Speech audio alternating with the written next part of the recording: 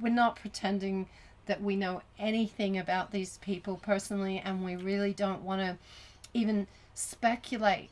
It's just that the questions that are being raised in the community's mind as we're watching this unfold on a daily basis now in Australia are questions that have really shown us how little understanding our community has of the sexual contract.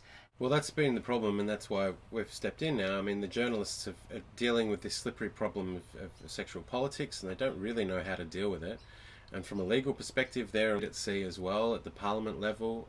It's very difficult. And from the social media level, it's all just getting very emotional. The thing is, with somebody who's groomed as a codependent, is sexual exploitation is only going to be one part of the exploitation that they're probably going to experience through their life. They're probably also going to be emotionally exploited.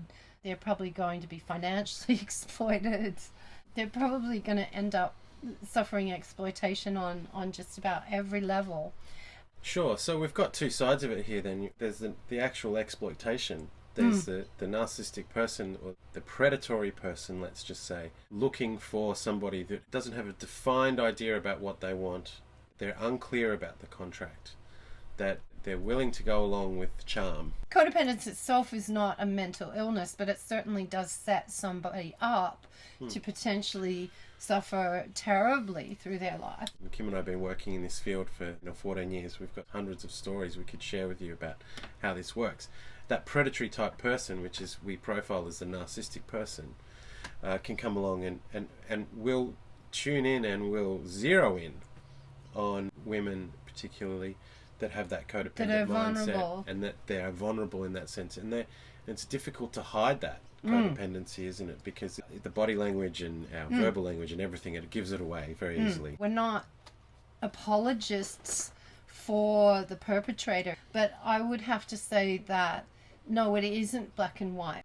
All of the trauma that a codependent experiences in their life may not all be actually because of the rape or the exploitation that happened when they were young.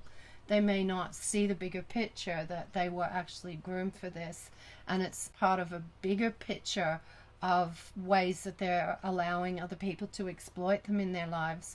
And this is happening all around us, that parents are unwittingly raising their children to really be part of this rape culture. We're here and we're back, and we've got something set up where we can hopefully open a conversation about these things. If you tune in and you allow your understanding to expand through this, you will find that this is really relevant to the relationship politics and the sexual politics of husbands and wives and families.